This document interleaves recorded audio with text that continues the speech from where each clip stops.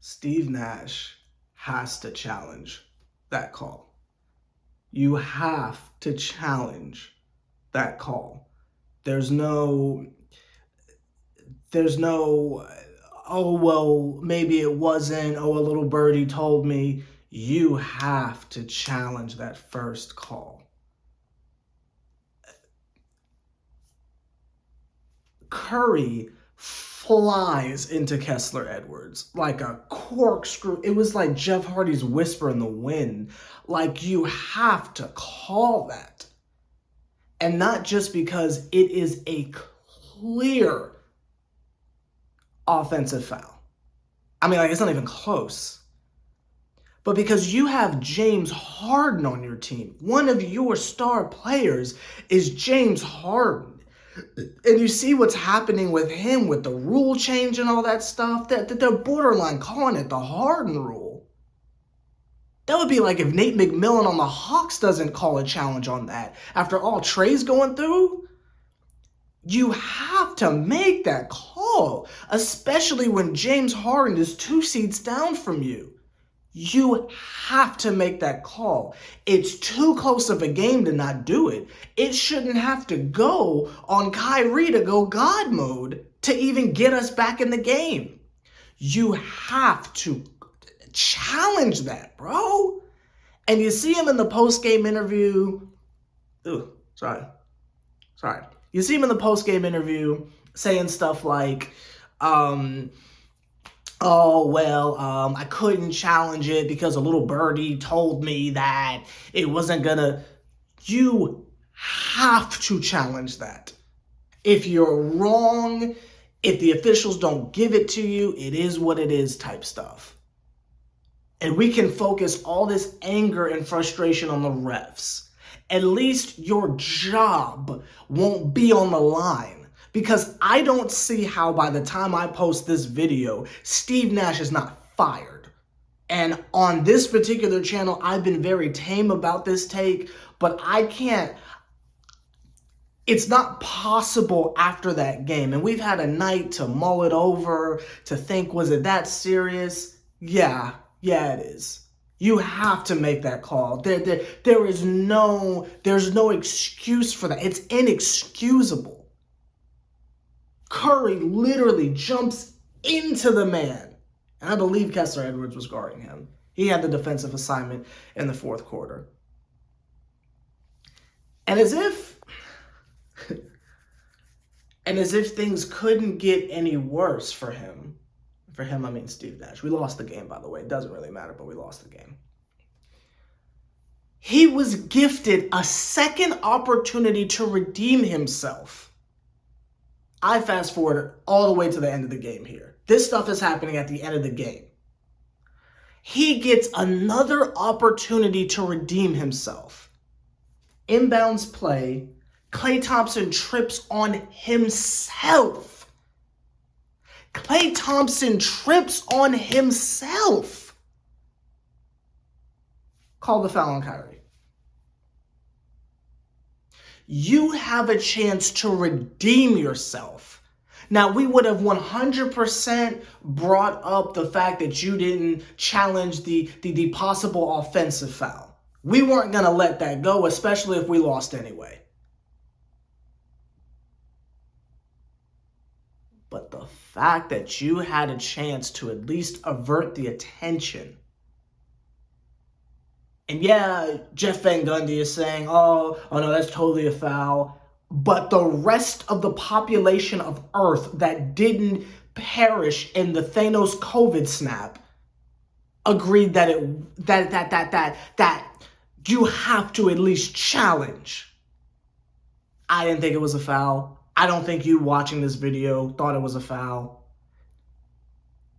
And you see Steve on the sideline. I mean, surrounded by, just nothing but just all black Nets staff. You got Tiago Splinter over here. You got Jacques Vaughn over here. You got the squadron surrounding you. And Steve Nash is sitting there like, should I challenge? Should I challenge? Should I challenge? I don't know if I should challenge. I don't know if I should challenge. as the ESPN cameras mock us and pan over to the Golden State bench, and we just see Kenny Atkinson looking swole as I don't know what, sitting there next to Steve Kerr like, God, I'm glad I don't have to deal with that anymore.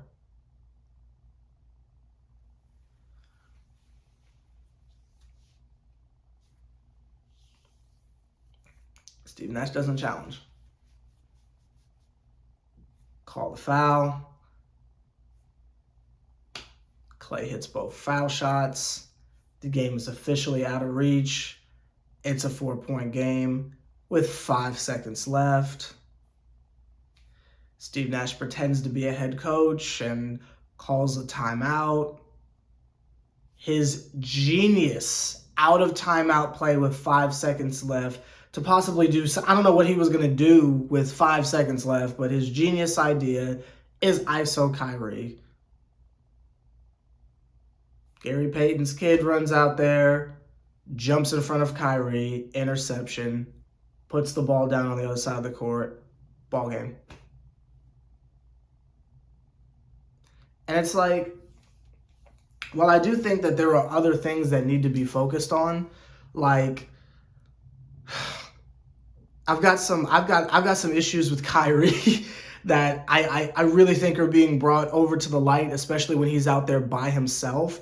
But it's like, I don't even know if I can go there because the coaching is so god awful. So it's like, does it even matter what Kyrie's possible flaws might be? I can't even go there. And you might be curious as to what those are. I'm not even gonna elaborate on it in this video because it's just not even worth it. If you look at how Golden State is run, it does not matter if Curry and Klay are 2 for 7 going, or 2 for 14 or whatever it was, going into the fourth quarter. Because they have a coach in Steve Kerr that understands I have an arsenal of weapons, I need to use them. If Steve Nash was the coach of the Golden State Warriors, Klay and Steph would just be throwing up threes the whole game, and that's it. That would be the game plan.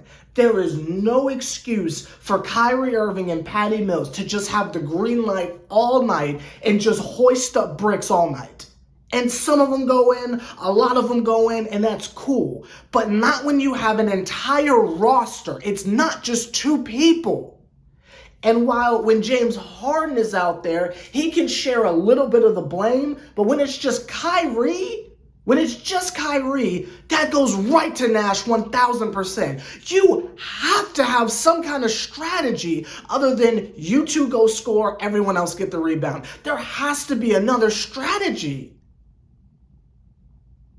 We got beat last night by Jordan Poole, Otto Porter, Wiggins, who, I'm gonna be real, I didn't know he was that good, but he was playing us, so I don't know if I can really give him any credit there, but that's not even there. We got slaughtered by other individuals. There's no Draymond Green out there. I thought Klay played like trash. I thought Steph played like trash offensively. Like, it's not like we just got blown out by someone else's superstars. We got beat by another team. And there is just no way going into a game where outside of Kevin Looney, and I mean, that guy's on his last leg, let's keep it a Thowie, that you start Claxton. It's nice to have him back, but you got to beat up a little team like that. Not only are they small, but they're weak. They're babies. They're a bunch of little babies that just shoot threes. You have to be physical with a team like that and bully them down in the paint. But you start Claxton. Is Claxton going to bully anyone? Like, he's great. He'll get a block every now and again. The pick and roll is dope if Harden's out there. But if it's just Kyrie and Patty, what did you expect was going to happen? You have got to start LaMarcus Aldridge at that point. And I know y'all sit there and we make jokes about agendas and all that stuff. And trust me, I get it if you're over it. But I need y'all to really listen to me for a second. There's a reason why I keep saying give LaMarcus Aldridge and Blake Griffin more minutes. Not just because they're literal all-stars that just aren't even being utilized out there. But in matchups like this, see, Being a coach is so much more than just a rotation. You got to worry about the matchups. You got to get people, like, there are so many other things. It's more than missing a challenge. It's such a complex position. You're running the whole team.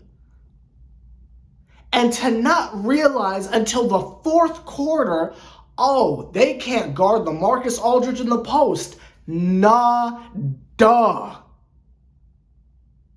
To realize in the fourth quarter, after LaMarcus Aldridge rolls his ankle and get hurt, and I'm going to keep it a beam with you, if LaMarcus starts, we're not in that position, and he probably doesn't get hurt. But cool, we'll pretend like in every possible storyline we go back on some Homer a Kenny. In every possible scenario, in every possible alternative reality that we go back in time, LaMarcus Aldridge gets hurt every single time, you still got Blake Griffin. And again, as soon as LaMarcus goes down, you put Blake Griffin in to replace him, and what happens? Blake is bullying these itty-bitty people. Because Blake is a bully, and they're out there with a bunch of shooting guards and like small forwards at center. Otto Porter is not stopping Blake Griffin. That is cute what Andrew Wiggins is doing, but he's not stopping Blake Griffin down low, and we saw it. Blake Griffin's even getting blocks on Steph Curry. We saw it. It's based on matchups. I'll take it even further. I'm not the biggest Javon Carter fan, but if you've got a bunch of guards out there that are just drowning us in threes, isn't that what we got him for? Isn't that why we gave up Shamet? Wasn't that the point? Obviously, Day'Ron Sharpe, that draft pick turned into that. But isn't that the reason why we have Javon Carter? Because he allegedly plays defense? Why is he not playing? And again, it's based on matchups. If you're a casual and you don't understand basketball, I totally understand if you're sitting there saying, well, Sever, one game you said he should play, one game you said he shouldn't play. Because every game is different. It's about matchups. And a coach should understand that, but Steve Nash is cosplaying as an NBA coach. I don't even think he should be coaching rec league at your local YMCA. He's so trash. He is the worst coach I've ever seen, period. And I've covered a lot of losing basketball over my YouTube career. And he is the worst, period.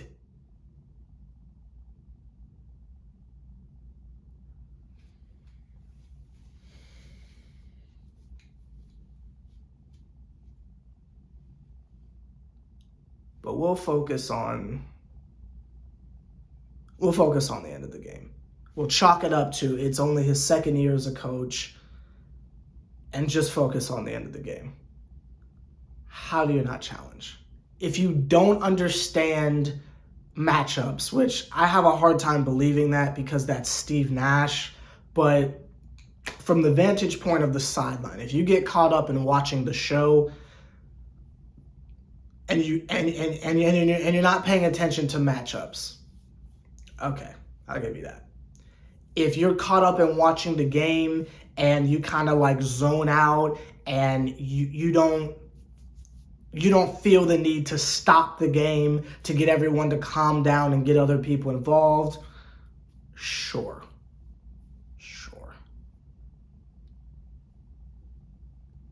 But if you are caught up in watching the game, there is no reason why you would not challenge the play.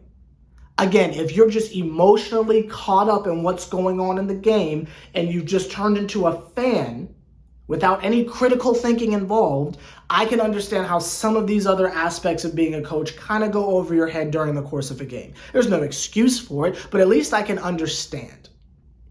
But there is no explanation you can possibly give me, that he can possibly give me, that justifies not challenging those two players. I feel like I'm covering the NFL here. There is no conceivable reason why you don't call the first one, with Curry flinging himself like a Beyblade into Kessler Edwards.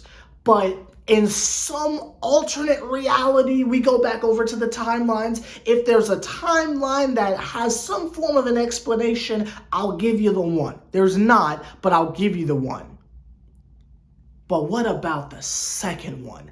There is no conceivable reason why you don't call the second one. The little birdie thing that he said, if that was for the first call, sure. I don't know how you could justify that, but sure. I'm not the coach. I didn't see any birds. Like, okay, cool.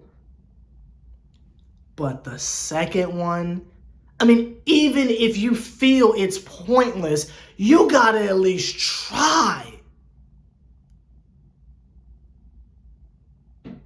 This man won't even try.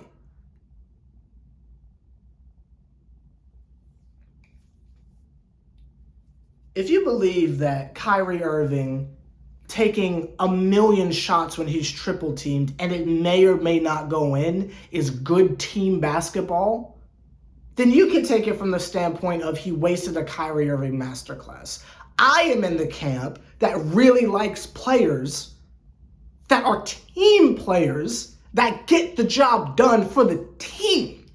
An individual performance is very Iverson-like. And if you just like to watch people score, if you just want to get your Carmelo Anthony fetish off, that's dope. Like, that's cool. And some people are like that. All you care about is the star player scoring. If you like that empty stat stuff, you wasted a Kyrie Irving masterclass. If you want the dub and you're trying to get a championship and you want to make sure that you're utilizing every player on the team like all the good teams do, you're checking all the above of reasons why this man's got to go. So wherever you land on this, if you're just a Kyrie stan, if you're a Harden stan, if you're a Kevin Durant stan, if you just follow a player, Steve Nash is wasting your favorite player's prime right now. Whenever they decide to play. I'm not going to get into the Harden being hurt thing. I don't have the energy for that right now. If you're just a stan of a player, he's wasting your favorite player's opportunity at another ring. If you like the Nets as a team and you want to see them succeed, all of the above. There is absolutely no way Steve Nash is our head coach. Next game.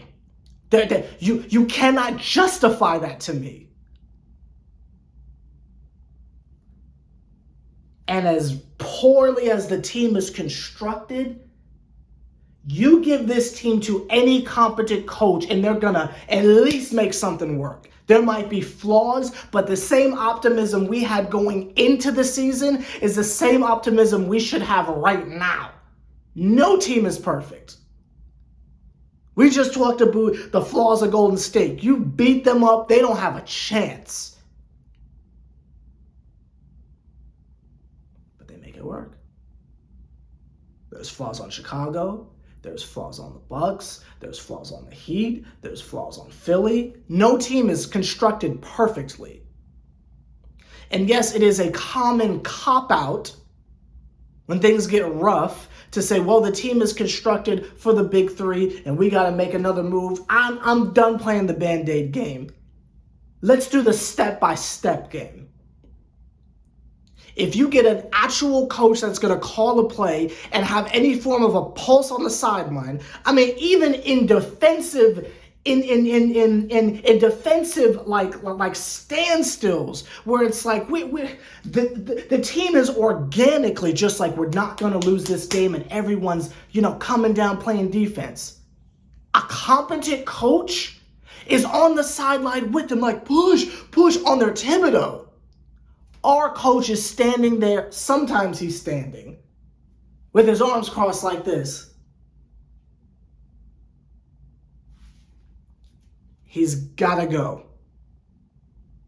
And this is the one time where I will confidently say on a platform that is not mine, I don't care if you disagree. You probably don't know basketball. Good evening, casuals. Steve Nash, I'll see you at the unemployment line.